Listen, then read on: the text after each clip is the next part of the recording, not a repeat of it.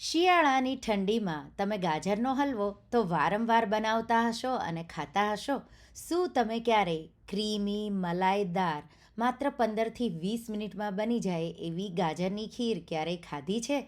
બહુ સરળ એવી અને એટલી સ્વાદિષ્ટ કે એકવાર જો તમે ખાઈ લેશો તો શિયાળામાં ગાજરનો હલવો ભૂલી તમે વારંવાર આ ખીર બનાવીને ઘરમાં બાળકોથી લઈ મોટા બધાને ભાવે એવું વારંવાર ખીર બનાવશો. હેલો ફ્રેન્ડ્સ, તમારું સ્વાગત છે મારા કિચનમાં. આજે આપણે બનાવીશું ક્રીમી મલાઈદાર માત્ર 15થી 20 મિનિટમાં બની જાય એવી નવી ગાજરની ખીર. જો તમને મારી રેસિપીઓ ગમતી હોય અને હજુ સુધી ચેનલને સબસ્ક્રાઈબ ન કર્યું હોય તો સબસ્ક્રાઈબ કરજો અને બાજુમાં આપેલી ઘંટી દબાવજો એટલે નવી નવી રેસિપીના નોટિફિકેશન આવે.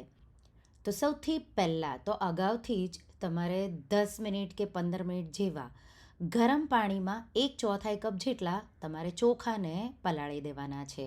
તો હું ચોખાને ધોઈ અને 10 મિનિટ જેવું ગરમ પાણીમાં પલાળી દઈશ.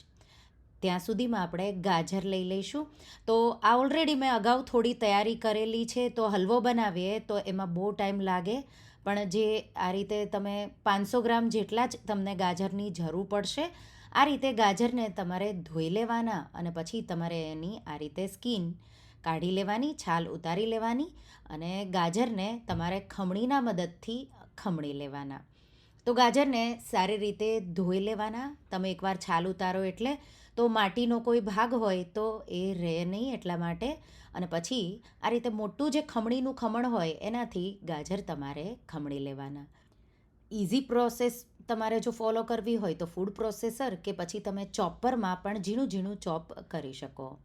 આ રીતે ગાજર મેં ખમણી લીધા.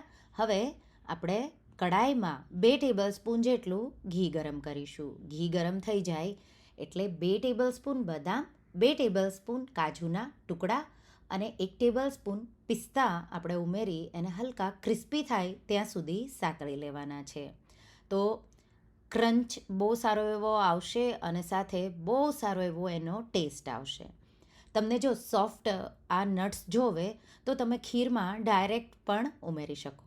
આ રીતે ક્રિસ્પી થઈ ગયા, સતળાઈ ગયા એટલે આપણે એને એક પ્લેટમાં કાઢી લઈશું.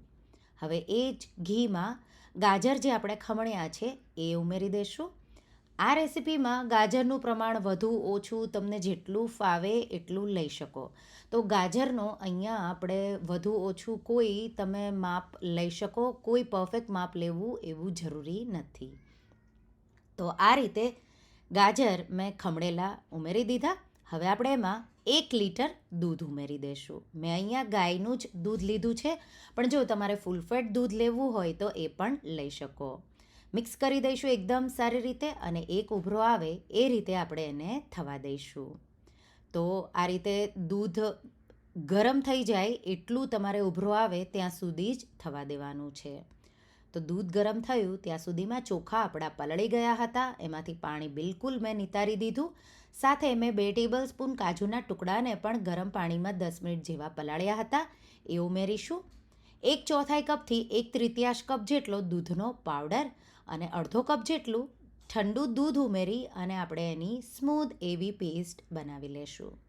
આ ટ્રીકથી ખીર છે એ તરત જ થીક થઈ જશે અને એકદમ ક્રીમી મલાઈદાર બનશે. તો આ રીતે મેં સ્મૂધ એવી પેસ્ટ બનાવી લીધી. હવે જે આપણે ગાજર અને દૂધ ઉકળવા મૂક્યા છે એ ગરમ થઈ ગયા.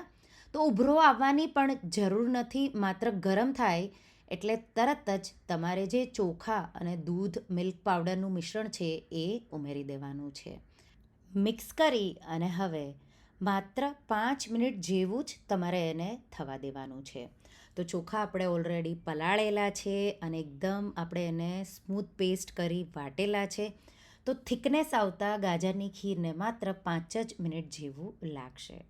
5 મિનિટ પછી આપણે એમાં 1/4 કપ જેટલી મેં સાકર લીધી છે. અહીંયા ગળપણ માટે તમે ગમે તે એડ કરી શકો. તો ખાંડ, સાકર કે બુરું. અને ગાજર પણ સ્વીટ હોય એટલા માટે તમારે ગળપણ તમારા ઘરમાં જે રીતે ખવાતું હોય તો 1/4 કપથી 1/3 કપ જેટલી મેં સાકરના ટુકડા ઉમેરેલા છે. મિક્સ કરીશું અને બીજી 5 મિનિટ જેવું આપણે એને થવા દઈશું. 5 મિનિટ પછી એકદમ સારી રીતે સાકર છે એ પીગળી જશે અને ખીર આપણી વધારે થીક થતી જશે. એટલે ખીર આપણી તૈયાર છે. લાસ્ટમાં આપણે એમાં 1 ટીસ્પૂન જેટલો એલચીનો પાવડર ઉમેરી કાજુ બદામ પિસ્તા જે આપણે સાતળ્યા છે એ થોડા આપણે આ રીતે ઉમેરી દઈશું. થોડા ગાર્નિશિંગ માટે પણ બચાવી દઈશું અને પછી એકદમ સારી રીતે મિક્સ કરીશું. ખીર આપણી તૈયાર છે. હલકી ગરમ કે પછી ગરમા ગરમ આ ખીર ખાવાની ખૂબ જ ટેસ્ટી એવી લાગે છે. તો શિયાળામાં ખાસ કરી જો આ રીતે ગરમા ગરમ ખીર તમે એકવાર ખાઈ લેશો તો તમે વારંવાર આ ગાજરની ખીર બનાવશો. સર્વિંગ પ્લેટમાં કાઢીશું. પિસ્તા બદામ અને કાજુથી આપણે એને ગાર્નિશ કરીશું. તો જો કોઈ મહેમાન આવવાના હોય અને તમે જો ગાજરનો હલવો જ બધા ટાઈમ બનાવતા હોય તો ક્યારેય તમે જો ફૂલ થાળી હોય એમાં એકવાર આ રીતે ગાજરની ખીર જરૂરથી ટ્રાય કરજો. બહુ ટેસ્ટી એવી લાગે છે. તો સિઝન છે અત્યારે એટલા માટે મેં લાલ ગાજર લીધા છે, પણ જો સિઝન ન હોય તો જે ઓરેન્જ ગાજર આવે છે એ પણ તમે લઈ શકો. તો ગાજરની ખીર ખૂબ જ સરળ.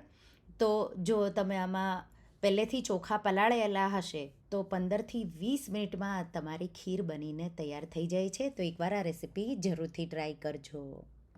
તો તમને આ રેસીપી કેવી લાગી મને કમેન્ટમાં જરૂરથી જણાવજો. અને હા, જો તમને આ રેસીપી ગમી હોય તો વિડીયોને લાઇક કરજો, શેર કરજો અને મારા ચેનલને સબસ્ક્રાઈબ કરજો. અને આવી જ નવી રેસીપીઓ માટે તમે બેલ આઇકોન બટનને પ્રેસ કરજો. Thank you for watching.